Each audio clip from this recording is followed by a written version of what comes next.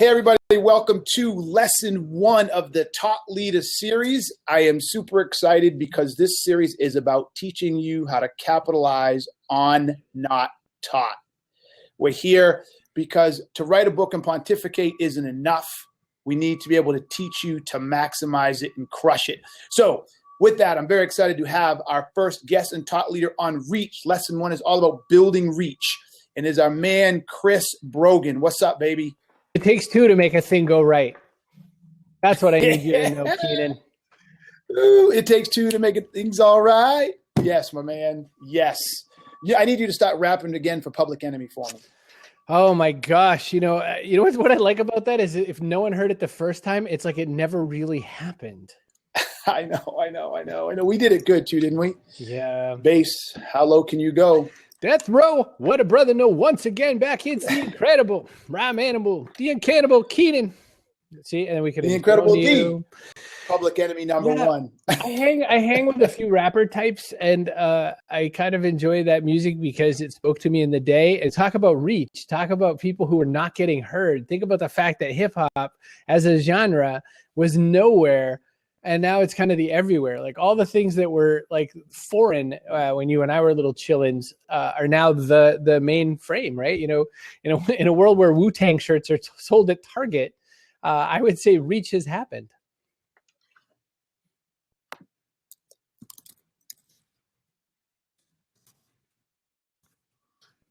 I mean, dude, I can't hear you at the moment in time, but think about who's some of the biggest rappers now. That whole hip hop scene started in an inner city with brothers, and now you got Eminem and you got Macklemore, right? I mean, it's crazy.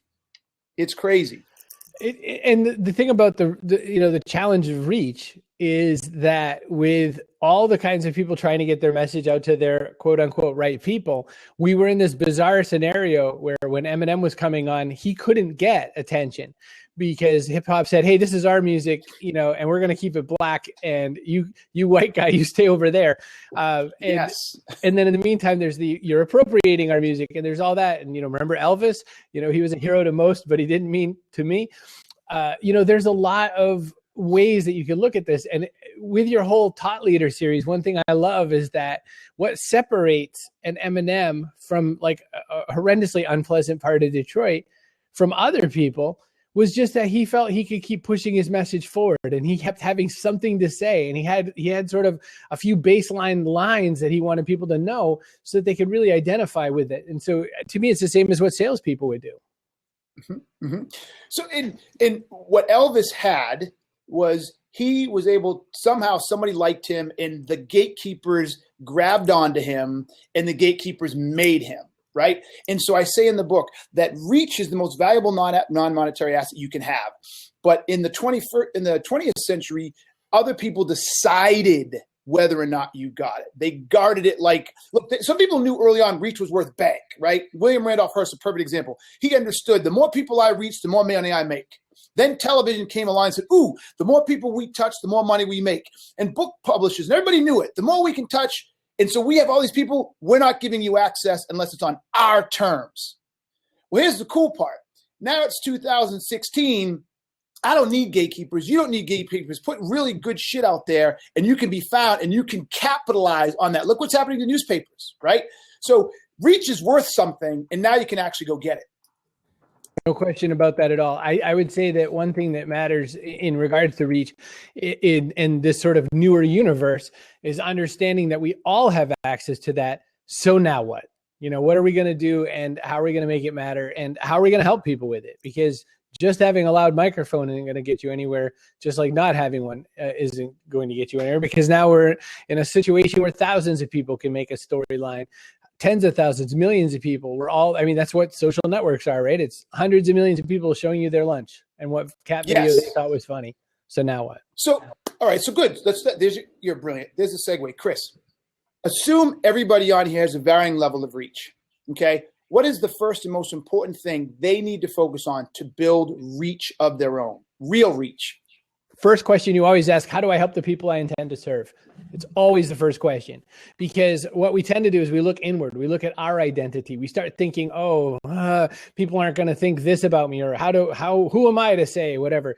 It's all little drummer boy. You've got some skill, you've got something that someone else needs to know, and you can really put it out there by thinking of how to be helpful. I saw this video of a guy who's kind of a tinkerer, right? Who can you think of are tinkerers that have been successful? There's a few, and it turns out there's a lot more that are like someone's weird uncle living in a garage somewhere. But what this guy did with his powers is he took a bunch of kids' toys that had little motorized kids' toys, and he helped kids with different developmental abilities do different things with them. So one girl, she had a problem with her head, and she had to keep her head up, and she had to train her muscles to get stronger to do it. So he put the accelerator on one of those little toy Jeeps on the pillow behind her head. So she had to keep her head up to make the car move. So that's a cool idea, right? So this guy who has a weird set of skills had a huge set of skills to kids who had developmental disabilities. So everyone has something to give. The first question in Reach, who do I serve and how do I serve them, before you do anything else? And what can you bring to this picnic? Because otherwise, if you're not thinking with that, how do I create and add value, then you're not ever going to be in a position to be a great salesperson, because selling is never, here's my thing, you should buy it. Selling is, how do I equip you for success? And is this part of that process? So I love this idea. Who do I serve and how do I serve them? But not every, look, Reach, I didn't write this book for salespeople. I've been in sales so long, I'm called the sales guy. People have put it there. This is for everybody, right? This is for people who in any walk of life. So how do we help them understand who do they serve and how do they serve them? A lot of times we have an affinity for the people that we think we want to serve, but we get a weird feeling of, maybe that's not really that good an idea. There's a professional side to this, and there's just kind of resonates with my life side of this. And I always sort of do a triangle. It's like Hova's diamond, but it's a triangle. And in my triangle, there's the great interesting thing that or the great content or whatever. There's the people who might need that. And then there's the question, is somebody willing to pay for that information or whatever it is that you're selling or serving? So that's the triangle. So let's say you're really, really good at spreadsheets, and you're really good at it. And there's people who are like, I wouldn't ever listen to a spreadsheet podcast, let's say, right? True. No one's going to listen to a spreadsheet podcast. That sounds like, sawing someone's face off kind of thing. But I would say that person does stuff to equip people to go off and be really successful. Did you know if you did such, then this would happen and you wouldn't have to spend 5 hours working on this thing, right? Who doesn't want 5 hours back in a day? So once you figure out who do you serve, what do I know and who should I connect with? That's one way, is the what do I know. The other is, where do I feel like I fit in? So there's a whole bunch of people who are into CrossFit. I'm not. I've done it a few times. I like fitness, but CrossFit's not my baby. But those people who are into it, there's business around it. People who create kettlebells, people who are better welders, created this rogue company so they can make better stuff for them. There's a lot of apparel design companies that are out there making shirts that make sense to CrossFitters and stuff like that. There's people who are figuring out meal plans for paleo. There's an ecosystem of people. So if you're really into that, if you're really into whatever, you might just sort of hang out in that community and figure out what they need and what you could do to fill some gaps and help. And that's another way to figure out where your reach is going to be best.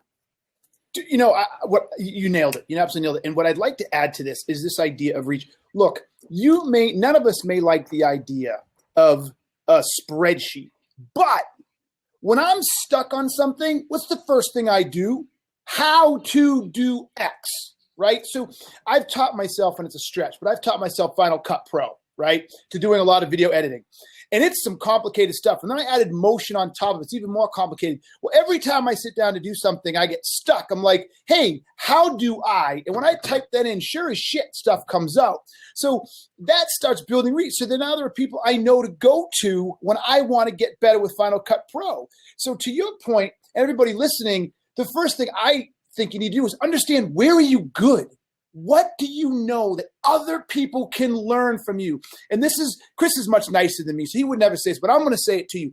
If you don't have an answer, you're already in trouble, because you're floating by, you're not keeping it real, and that's why you're not moving ahead in your career. So if you can't build reach because you can't offer something people want to know, that's the first telltale sign you're a coaster and you better fix it. So If you're an accountant who can do great spreadsheets, do a blog post once a week on how to do all the cool, crazy stuff that no one knows how to do in Excel, and people are going to find you. So, Chris, that was brilliant. Okay, so now that we know where you start, what are some of the tools? Give us some practical, tactical things people can do to start to build the reach once they know what they want to share with people. I'm going to tell you that in just 1 second. I have to tell you, I Googled spreadsheet tricks and I found thousands of blog posts. So there's an army out there, people just dying to tell you their spreadsheet tricks. So once you kind of get a sense of where you're going to do your service, the next thing I would say is start creating information that people can consume whether or not you're there. So to me, that's a blog and or a newsletter above all else. And, it's funny, there's all these weird quotes of mine that float around the internet. And one of them that is in some little jukebox somewhere that keeps getting cycled at least 2 or 3 times a day is, before any other social platform, I would have a blog and I would have a newsletter. And it's true still. And why? Because you have the tools to spread your voice. It's like free mind reading powers. If all you're doing is sharing just something as simple as what you think is different in the world, or what you think is useful, or your different perspective on something, you're going to be ahead of everyone else who doesn't have that. All my colleagues, I was working in a wireless telecom company. I came from Ma Bell before that. I was just a dude at a desk. And I started blogging way back in 1998 when they called it journaling. And I was just kind of hiding somewhere in the bushes. So all these people who, I'm doing my work, and all these people had no idea particularly what I was into or whatever. And I'm just spewing it out into the universe. And so years later, when I leave my job and I go off and join the circus, what's crazy is all these people who are like my LinkedIn friends start seeing these things coming in. New York Times bestseller, was on the Dr. Phil show. Hey, I met a princess today. And they're like, what the hell? And every single one of them, everything I said, Jim, all goes back to, I started by just blogging. I started by sharing things that might be interesting to other people. And then people started coming back more and more to get more of that interesting something. Nothing more than that. Like, I didn't know anybody. I wasn't in the know. I wasn't Chris Brogan when I wasn't Chris Brogan. I was just some turd head who, is just like everybody else. And you know what? Today I'm still that same turd head who's just like everyone else. I just write more than you do. And that's the thing. You make video. And that's one quick thing about this. So I said, start a blog, start a newsletter. Start a video if you want, but just make it useful. And can I just make a little point to be to this, or not to be? Yes. Don't copy. Don't copy. John Lee Dumas is Hello Fire Nation. Please don't you be the other, Donkey Nation, Vacuum Cleaner Nation. The words aren't it doesn't matter, right? So instead, go after that place where you feel most heated and passionate, and make your own language. And teach. I can't say enough. Teach and educate. I started, like you, I started blogging well after you did, but I started in 2009, and someone once asked me, hey, Keenan, how were you able to go out and be a consultant and work for yourself and start this business? How did you, you had kids and a wife, how weren't you afraid of not making any money? And I said, this financial capital wasn't what started my business. It was the social capital. I had the reach. After 2 years of blogging and teaching people how to run sales teams, all I had to do was say, hey, I've now started a consulting company. Check out my website. And I shit you not, everybody, within weeks, I had tons of opportunities to pick from. So it was about reach and the social capital I had built over 2 years, not about the financial capital to just start paying for advertising. So, all right. So we've got Facebook. We've got blogs. We've got newsletters. We've got YouTube. What's the next step, Chris? All these people listening, they found their passion, right? They know what they want to share. Now what? How do I do this over time? What do I need to be doing? What process? So I'm getting the chance to speak to some really great college people today, as well as you. And one of the questions that was asked ahead of time of me is, you've been doing this for many decades, which makes me sound as old as I really am. They said, how do you always come up with new ideas? One way to forever have great conversations and concepts and ideas to share with people is ask a lot of questions. And one is, why hasn't anyone? And one is, what would happen if? And what is, how do I? And what is, who here knows something, right? Those kinds of questions are all, that you need for creation. Why hasn't anyone made a spreadsheet blog that kicks ass? Why hasn't anyone, sold vacuum cleaners in a new way for the last several gazillion years as we all watch it suck up dirt in a rug, right? Who here has met a princess? Who here, so if you think about it, these really simple questions, you come up with 10 ideas a day. So all you do is you just crack open Evernote or a piece of paper. Claudia Altucher, right? Claudia Altucher, 10 ideas. Yeah. 10 ideas every day. I do it every damn day. So I have 10 topics to write about every day, all the time. So at the end of a year, I have 3,650 topics to write about. At the end of next year, I'll have almost 8,000. Math is hard.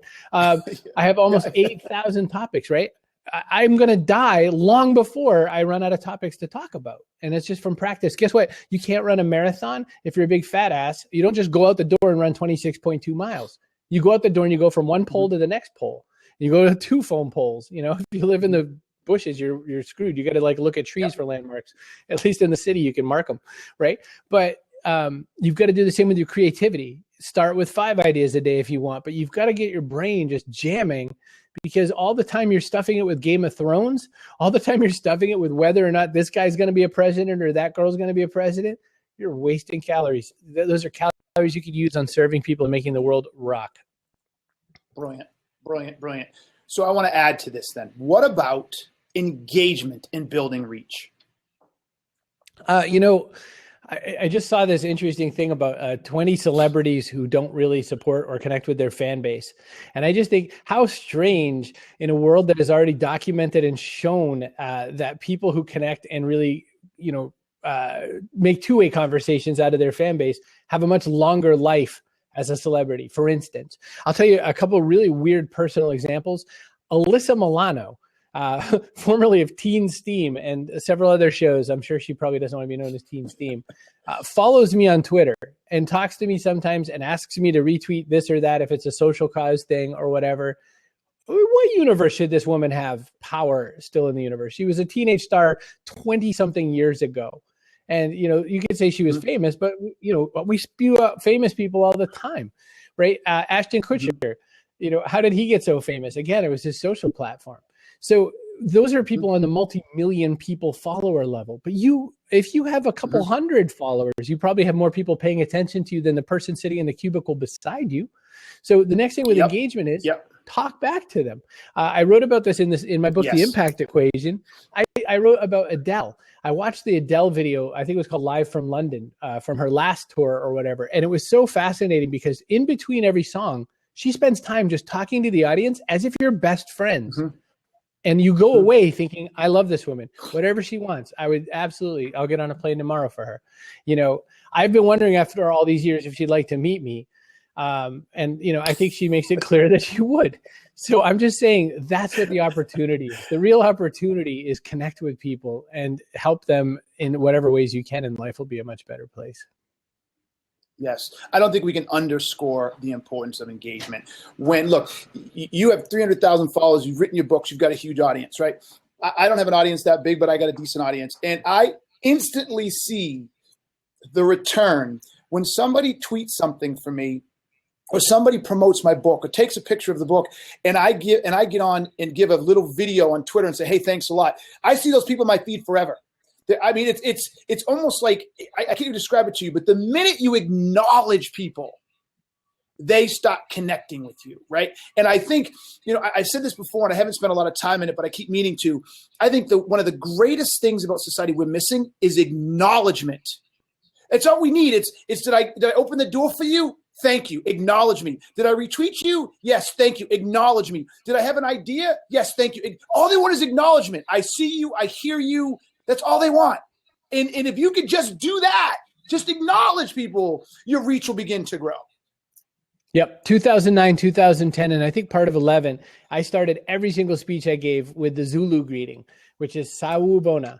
Sawubona means I see you. And the response is Nikona, I am here, right? So it is so utterly different than hello. Our Western greeting of hello, especially with this hand, do you know what this means when we wave our hand? It means I don't have a dagger. Get away. I'm not trying to kill you.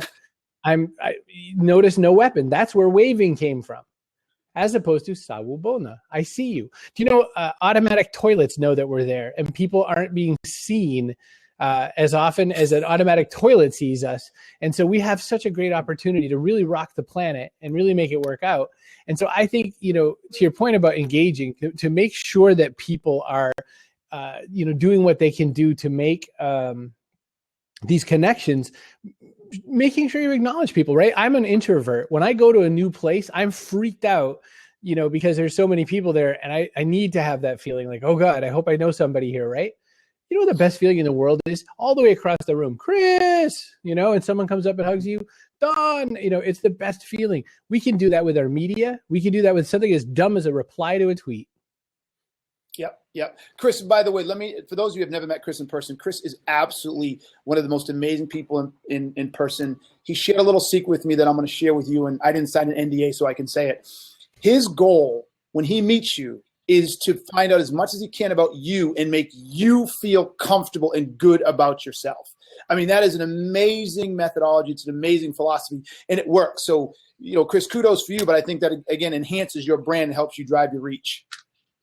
Thank you. I appreciate it. I just think that people want to really feel like they matter, and people want to feel like, it's that they're seen somewhere. And I think that that's part of being helpful. It's part of connecting with people and making sure that they know that they are somebody that we should all connect with and pay attention to.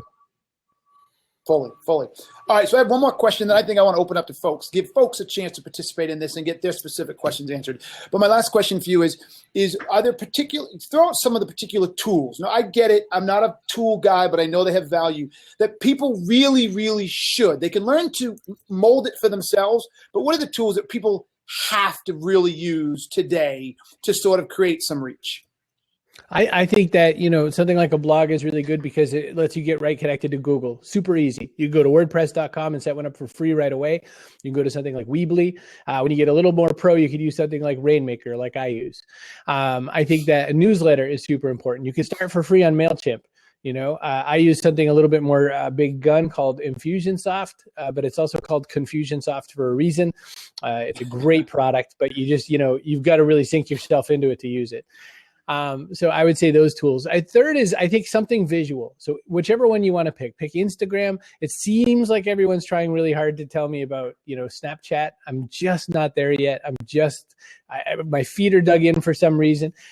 In 2006 and 2007, I was telling people, man, you got to come to Twitter. And everyone said, you're a stupid idiot. 2009 or so, everyone was like, oh, you're so right. I have a feeling I'm the guy saying, man, you're a stupid idiot to all the Snapchatters.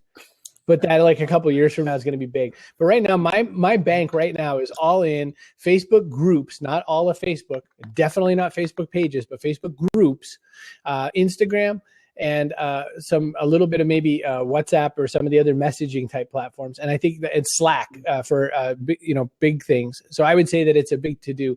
When it comes to using these things for reach these days, Paul had the question about how would I rate them all. I think Facebook is definitely really killing it right now with 1.5 active billion users a month. But you're not reaching 1.5 billion. So don't let the number sway you. It's who do you have that's actually responding, who's connecting, seen by, shared by. Those are the kinds of numbers you want to look at. But none of those matter unless you tie those back to some kind of a link that you could see some traffic on. So you get a sense of something. So if you're really doing this seriously and for business, my last little detail of platforms is make sure you have some way to actually capture this into some next step. To me, that's get to my newsletter. To others, it might be some other step. But I want to earn your right. I want to earn the right to get in your inbox. And once I get that, then I'm going to treat that with the best love and respect as I can. And then I'm going to do my best to nurture that relationship into something a little better. I like that. And I want to add to folks, because I'm with Chris. I'm a huge Twitter fan, and LinkedIn has really been big too. But don't underestimate Twitter, even though they're having all the problems. Twitter does one thing all the rest don't do. It's instant connection. Whether they respond to you, whether they see you or not, I can follow LeBron and I can say at LeBron. And he may or may not see that, but by understanding who my audience is, who I want to reach, my ability to follow these people and share them and talk at them and talk to them and talk with them is unparalleled at any platform. And so from a discovery perspective, embedded with the things you talked about, Chris, I believe it's huge. Tremendous amount of opportunity. All right, so with that, folks, I will start. Anybody want to jump in, ask Chris and myself a question? Again, we're talking about how to build reach. It's chapter 1 in Not Taught, how to be successful in the 21st century that nobody's teaching you. We got Paul Terry Wallace. Come on in, Paul. Let me in. I'm going to let my 344 followers know just now. I clicked on that. Basically, I just want to know, I'm kind of trying to get a sense, Chris, and big fan of yours for years at South by. You did used to come there, I know that. Anyway, and I'd like to get a comparative ranking. How you use G Plus versus Facebook versus Twitter. Maybe throw LinkedIn in there also. Just comparatively, how would you rank those? I'll give you my answer, and then I can't wait to hear Jim's answer. My answer would be that Facebook seems to have the most drive for me right now. I'm seeing the most response and return on effort in Facebook. I would say probably out of those, Twitter would be next, just so far as I have such a volume there. But I can tell you, for 331,000 followers, I can tell you that when I put a link on Twitter, I might get 60 or 50 clicks. I mean, that sounds like a lot of clicks to someone who doesn't have a lot of followers, but for 331,000, that is a fragment of a fraction. When it comes to Facebook, I'll put something out to the couple thousand followers that I have there. Maybe it's like 10,000, I don't know. But I can get like 6,000 responses to that 10,000, right? So then when you look to something like Google Plus, I've stopped using it. And as a guy who wrote the book Google Plus for Business, I had huge hopes for Google Plus. But I will tell you that as the organization did more and more to abandon it, the only thing that still seems to live over there is Hangouts. And whatever they call the video thing nowadays, which might just be Hangouts with video. I can tell you that what I'm paying attention to trend-wise is that it's always small groups now. So it's not so much reach at volume. It's can I get into group type of reach? And so I've been doing a lot of work on that. And that's why I mentioned things like Facebook groups, things like Snapchat, things like Instagram. I think people are starting to really kind of look for pocket connections. And I would say that that's, you've got to kind of talk to a bunch of little, what's the word I want to say? A bunch of little Rotary clubs as opposed to the big stage in Iowa. That was good. That was good, Chris. Paul, I think the only thing I would add is I like to break down my reach networks based in the objective. So engagement versus discovery versus amplification. And I have found that there has been no better platform for discovery than Twitter. Although I'm finding LinkedIn is starting to catch up. LinkedIn is becoming much more involved. I think more and more people who never got on the Twitter bandwagon are starting to use the stream in LinkedIn for discovery opportunities, and they're finding people. So discovery is one, Twitter, and then LinkedIn. The next one is engagement, because Chris has the benefit of, he's got, as he said, tens of thousands, 300,000. For those of you who are just starting to try to go to some places where no one knows you, you're sort of talking to your family. You got to get out past that. So I think discovery is important. But then as far as it relates to amplification and engagement, I like Facebook. Facebook is unbelievably engaging. They get back to you. I think a lot of it has to do with because they knew you when you first got on. It was your high school buddies, whatever, and they propagate out from there. I'm finding Snapchat to be extremely engaging. I don't use G Plus anymore. And then amplification, I find Facebook and LinkedIn to be the biggest amplifiers outside of my own blog and stuff like that. So my advice to you, Paul, is ask yourself, do I want discovery, amplification, or engagement, and choose accordingly.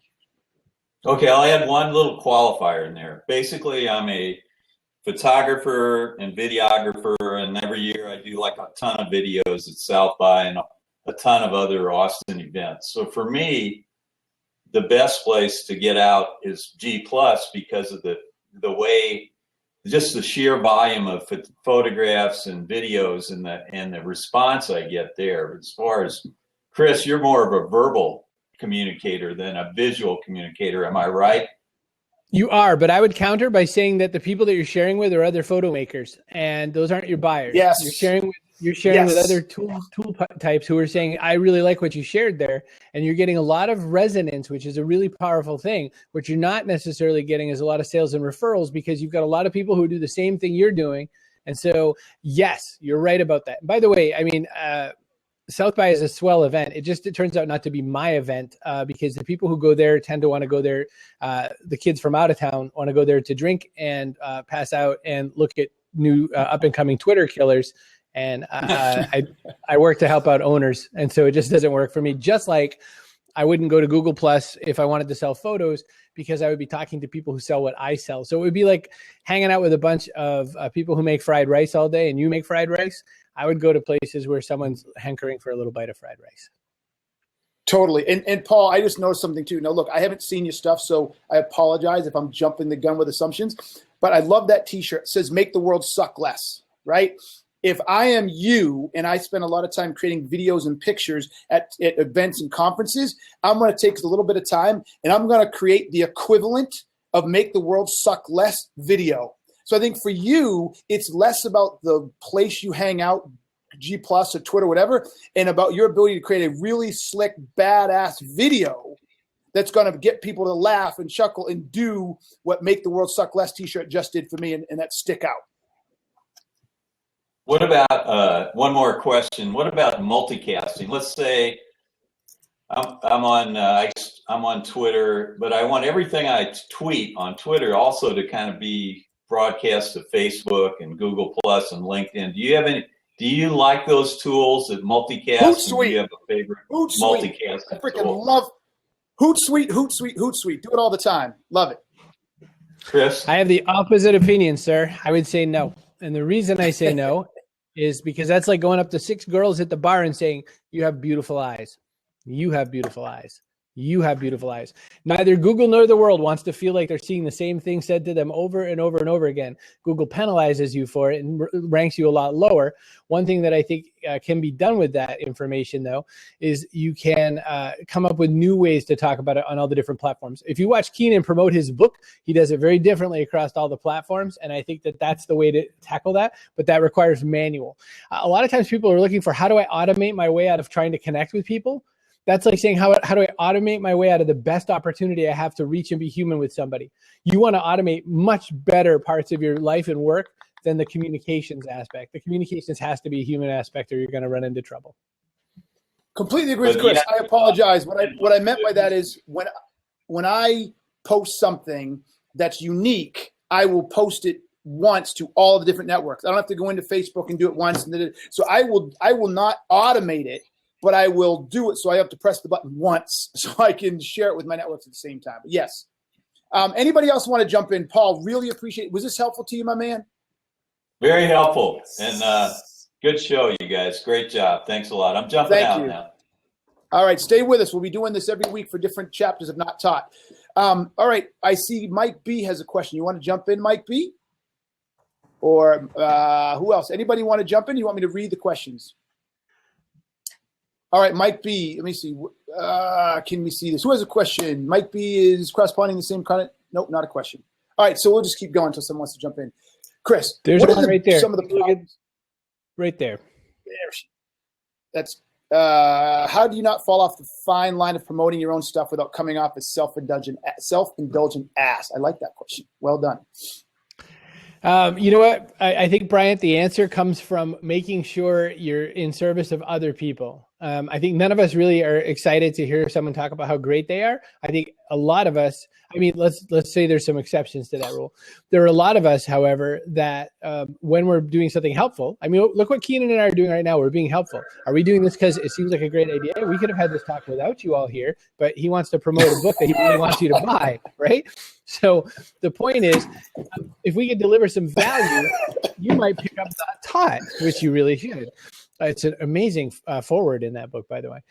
So I would say what you got to get done is you've got to, promoting that serves somebody is always way better than you coming into someplace randomly and going, "Hi, everybody, I've got something to sell." It never works well for anybody. And so instead, I'm always looking for how do we ask a question that's helpful, and how do we, guide someone to want to get to know you more and have a better business relationship. Chris nailed it. Look, I try to sum it down to teach. Wu-Tang Bunny works for me. Hey, Kara, you're doing a great job. And I have this conversation with my team all the time, and she can attest to it. I have to admit, sometimes I find myself tripping over myself and wanting to try to promote, but I try to pull myself back and say, wait, what can I teach somebody? Because here's the deal. When somebody knows something we don't, we want to be close to them because we want what they have. So if I can teach you, if me and Chris can teach you guys how to build reach, and the next week when Margie Worrell comes on and she can teach you how to avoid risk, and the next person we get on can teach you how to create your brand, and the next person, you're going to learn all this, and something's going to eventually click, and you're going to say, hey, what, wait, there's a book. I should get the book and read it more. Or I should follow Keenan because I can learn this. And you're going to want to be close to me or to Chris or to anybody else. That's why experts are considered experts, because they have something none of you have, or I don't have, or Chris doesn't have. So by teaching, we by default create demand for us. And so that's the big piece. Chris, you agree?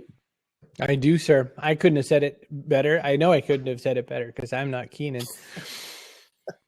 You could have said it with, a little softer, more politely, more soothing. We're all different cream cheese spreads, right? You're the everything bagel, and I'm the honey walnut bagel. All right, I can go with that. All right, so Chris, what is bad reach? Let's talk a little more about that, right? What are some of the don't do's? Please stay away from. Some of bad reach is really trying a lot to talk about yourself. How there's a lot of people who are trying a lot of self-edification. And I have a lot of people that I follow that I actually, appreciate and like in this world, who spend a lot of their time talking about how other people have said how great they are. You know what I mean? It's so funny because I think what they think they're doing is dodging the I'm talking about myself bullet by saying, well, Keenan said that I was pretty much one of the best guys in the world for this, right? But you're still talking about yourself. It's still, it's not helping anything. Or, I'm the kind of person that Sue Zimmerman said is a great Instagrammer. You're talking about yourself. So bad reach pretty much often is very self-referential. So there's an equation written by Charlie Green and David Maister called the trust equation. And it was part of the book, The Trusted Advisor, which if you've never read that book, is like one of the best books in the universe for consultants. And we stole from it in Trust Agents and again, an impact equation. And the thing is, trust equals credibility plus reliability plus, intimacy divided by self-reference or self-interest. So you could be credible, you could be reliable, you could be intimate in that way that we talked about engagement, but it's all divided by, meaning we take away from greatly all your self-interest. The minute it's about you and it's not about me, you have failed the game. Brilliant. It's Adam Grant talks a little bit about this in his own book that's sort of parallel to this. Have you read Give and Take? Yes. I met Adam last year. Grant He's a swell guy. Very nice gentleman.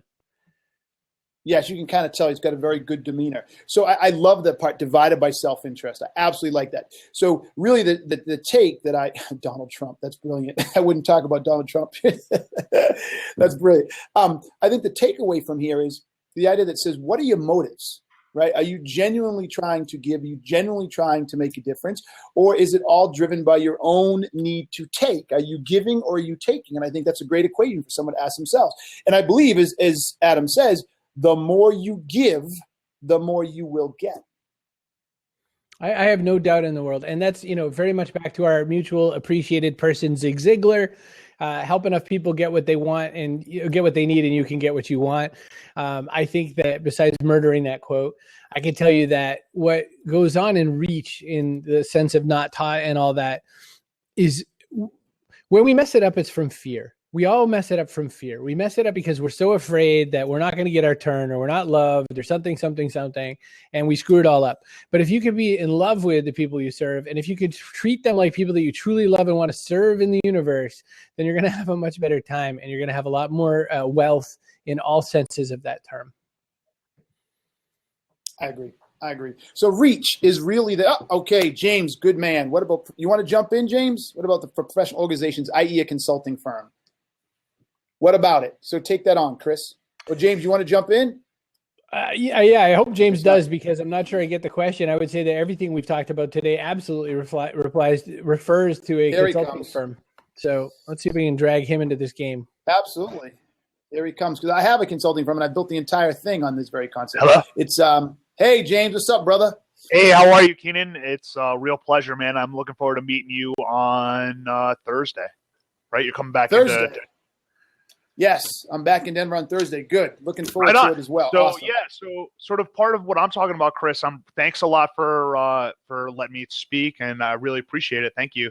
So I'm sort of developing my own e-learning consulting firm, right? So I'm a brand new freelancer, someone that you guys are really trying to speak to as I'm 29 years, 30 years old and trying to sort of build my own brand. So talking about reach and things like that, one of the big things or biggest things that I'm having a problem with is, or not problem, but one of the things I'm trying to learn is how do I find those people that I'm trying to help? You know what I mean? Because I totally agree with you. It's not about selling yourself. It's about solving someone else's problem. But I'm not sure where to find the people who have a problem, because they're not necessarily going to be like, hey, I have a problem. You know what I mean? Does that make sense? Yes. It's not going to be that easy. Except I don't know who you serve, because you said e-learning consultancy, and I actually don't really even know what you mean. Tell to me like I'm 6 years old. What do you sell? Okay, so I make training available online. So right? Are you selling the training, or are you helping other people sell their training? I'm creating the content. Okay, and what content are you creating? Go ahead. What content am I creating? What subject matter? I mean, for example, cannabis, right? Cannabis consulting, right? That's a big one that I'm looking at. I mean, yeah, that's a bit. Honestly, it's a 100 million. I mean, sales have gone up 184% in the last year. In the state of Colorado, we're looking at a $5 billion industry nationwide. There are so many ancillary services that like cannabis needs, right? For example, regulation, consulting, training, right? How do you train bud tenders to be good bud tenders, right? It's a specialized market. So how do I reach those people? I think right? they're all. Who do I need to talk to? Keenan said about 48 minutes ago. They're Googling.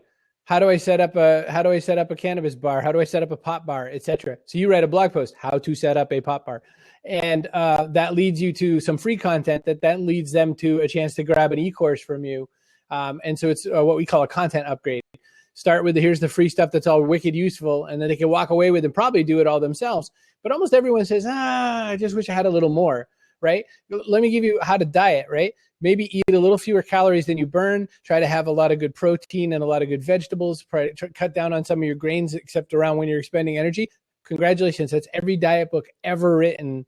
And yet people sell billions of dollars of them. So you can reach people by giving them all your secrets and then charge them for a course that'll tell them all the secrets part 2. Yeah, James, I think what Chris is saying is spot on. And this is how I say it. The days of trying to find your customers are over. You have to create ways that your customers find you, right? It's a whole mind switch. Don't think you're going to want to find them and start yelling at them. You start creating shit so it's absolutely super easy, idiot proof for them to find you. And the only way to do that is to create value that others see and share and that grows on itself, and people can find you like that. Right. Okay. That makes a lot of sense, man. Thank you. You got it, brother. You got it. All right. So anybody else want to jump in? Chris, we'll go about 5 more minutes because we got started a little late. And see if anybody else wants to jump in. But this has been great so far. And so for those of you who have jumped to this coming, this is my name is Keenan. I am the author of Not Taught. This is lesson number 1 in the Taught Leader series, How to Grow Reach. I've got Chris Brogan here with me. And the whole purpose of the Taught Leader series is to allow you to learn to execute the new skills required to be successful in the 21st century that no one's been teaching you. And we got to stop using the crappy old stuff that our parents were using because it doesn't work anymore. So with that, hey, we got Mr. Gill. Good to see you, baby. And we got a question from Mr. Frank Clark. Frank, jump in, my man. Hey, what's up? Good looking. Hey, how are you, Keenan? Nice to see you again. Hey, Chris, how are you? Great. How are you? I'm doing great, thanks. I just want to ask you, who are some of the people that are inspiring you right now to grow your brand, to build your business, and what is it that you see as your favorite channels going forward to expand your brand and your brand awareness? Wow, what a great question. Who inspires me going forward and things like that? So, Keenan, I mean, I know that's a really stuck up answer, but I really like learning from Keenan. I love paying attention to him. Derek Halpern, Social Triggers. Derek is definitely not everybody's cup of tea, but I love Derek Halpern. Thank you. Yes, you could start mailing those my way. Derek Halpern, Social Triggers. I spend a lot of my time with a really diverse set of people. So Carrie Lorenz, who wrote the book about being fearless, I would say that she's somebody I pay a lot of attention to. Let me think. I guess, the people that I most care about in this world that are What was inspiring me to Carrie's kind of, name again? one more time, Carrie Carrie Lorenz? Lorenz. So Chris, she's it sounds somebody like great. it sounds like we need to get her. It sounds like we need to get her on the show to talk about Chapter 5. Have the balls to make it happen. Overcome risk. No, you said fearless. No I'm question. digging She this. was the first female F-14 combat fighter pilot. So you're definitely going to want her. Allison Levine, All right, who summited all the tallest peaks on all of the continents. There's some term for it, but I forget what it's called. I would say that. I was going to say something nice about Fanzo, but he just showed up. So Brian Fanzo is, doing a lot of really interesting stuff in live streaming video, but let's not let it go to his head. He's doing some badass right now. He's in San Francisco getting ready for the Super Bowl, interviewing people. There you go. Really.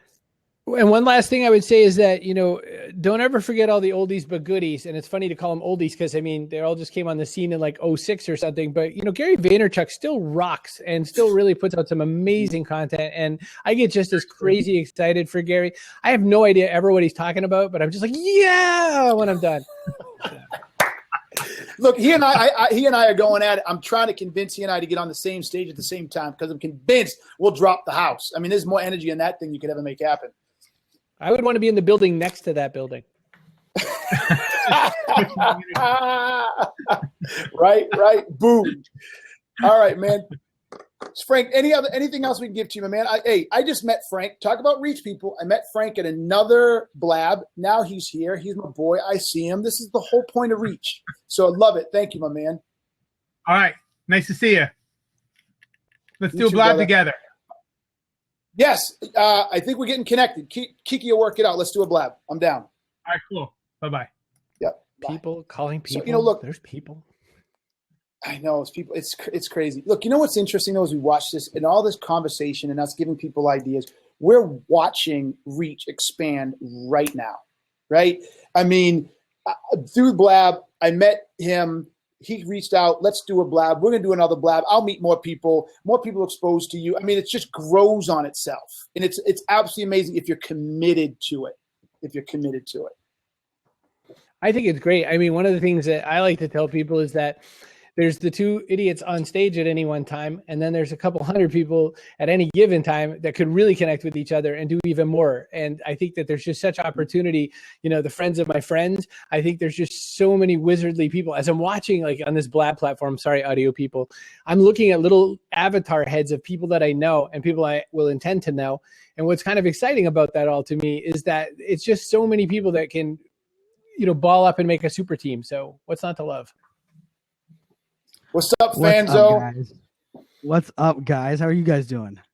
Good, my man. This has grown a little since last we saw each other. That's a product. Yes, it has, and I think you're growing your locks back, and I'm growing mine down this way, right? I think we're going the other direction, and I love the conversation. I was glad I was actually on another blab for Super Bowl side, and I saw you guys were going on, so I had to jump in. But actually, what you were saying is something that I was preaching 2 nights ago, and really people were asking me about, how do I get in touch with amazing influencers like you two that up there, and how do I get on their radar? And I always said I never contacted them. I went and listened to who they're influenced by, and who influences the influencer, and build relationships strategically that way.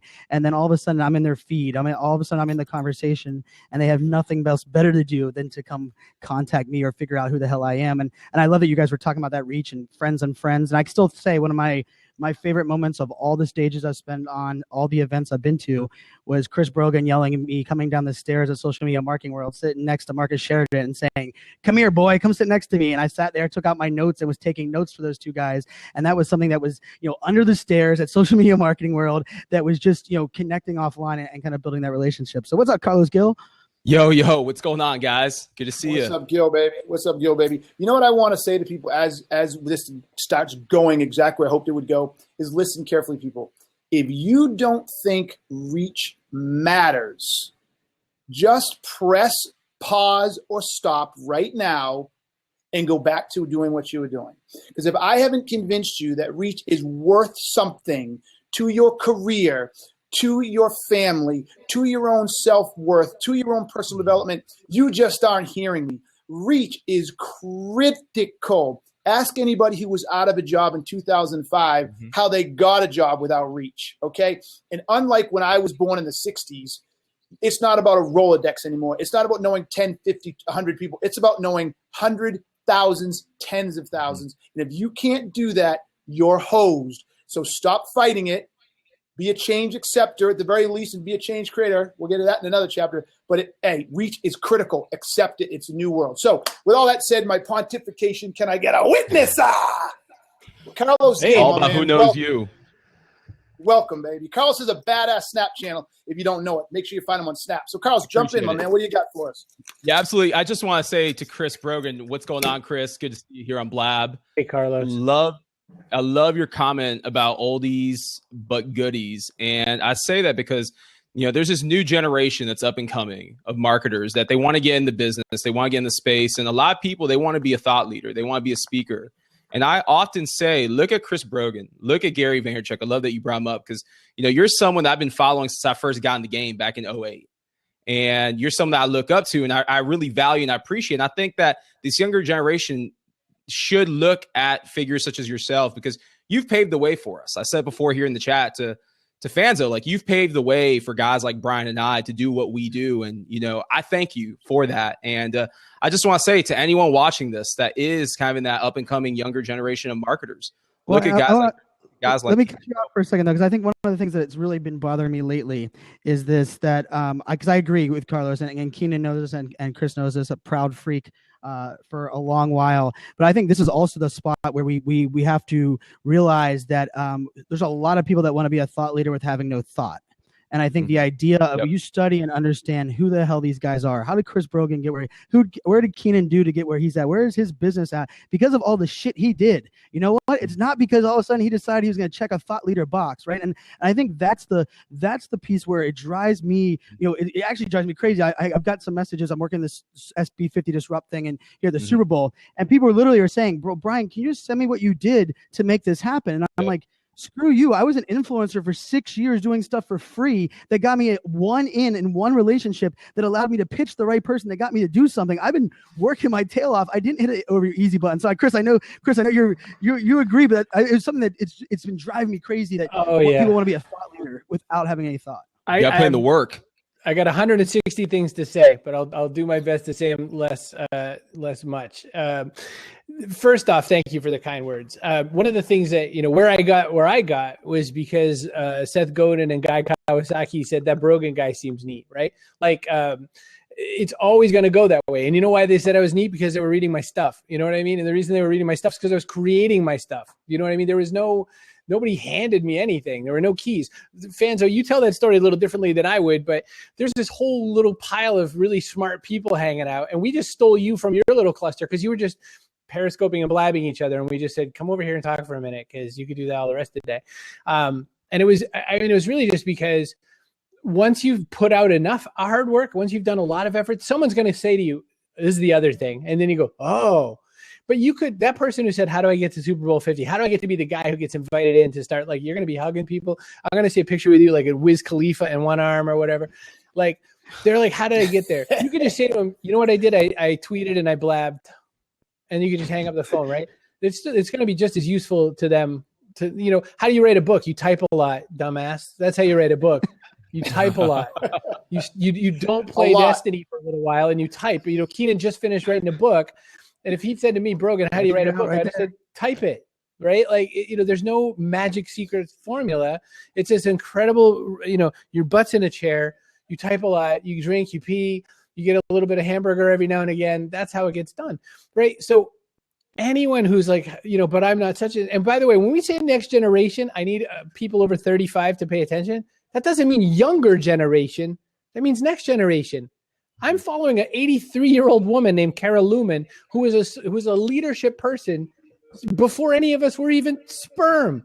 We weren't even like going after the egg at that point, right? But he's who I'm following. So yeah, the next generation doesn't mean people with even less facial hair than Brian. It just means someone who's got a new angle on stuff. Mitch Jackson, right? Yes. Let me- And I let me actually, tell that's you- like, let me tell you too. that's the epitome This is- of my book. this It's is- like, Keenan, you're leading the way on the book side, right? So my book is called A Millennial Mindset, and the byline is, it's not the year you were born, but your ability to embrace digital change. And I don't give a crap. Anybody, last time I checked, none of us ask someone how old they are when we're getting advice or understanding, what they are. So I love that. But yeah, Keenan, I'm studying Keenan's book release and his hustle, so I can mirror that later on in 2016. Look, what I like to say, and this whole thing I want to summarize. I like to summarize, and I like context. Chris saw Brian, said, come on down. Seth Godin and Guy Kawasaki said, hey, I like what this guy Chris is doing. I don't care if you just started blogging or you've been blogging forever. I don't care if you're a big name or a small name.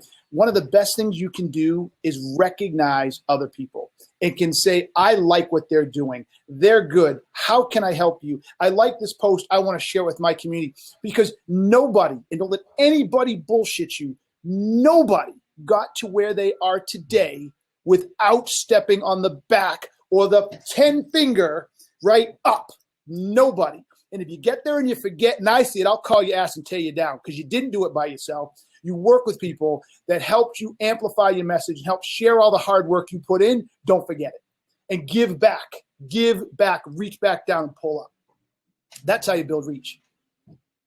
And I want to say, I love it. I gotta jump, guys. I gotta go do a little bit more Super Bowl stuff. Peace. But I appreciate you guys. Cheers, my friends. Peace.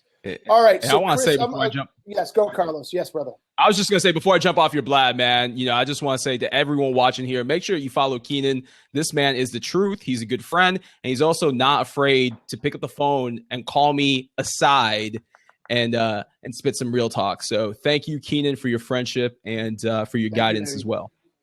Virtual hug, right. my man. Good to see you guys. Love you, baby. Peace, Chris. All right, peace. Hi, Carlos. Well, Chris, look, we're coming to the end here. All right, this was a fantastic first lesson. I really appreciate it. What are the final last words you'd like to share with folks before we kick it? I guess the last thing before we kick it, and can we kick it? Yes, Kick it.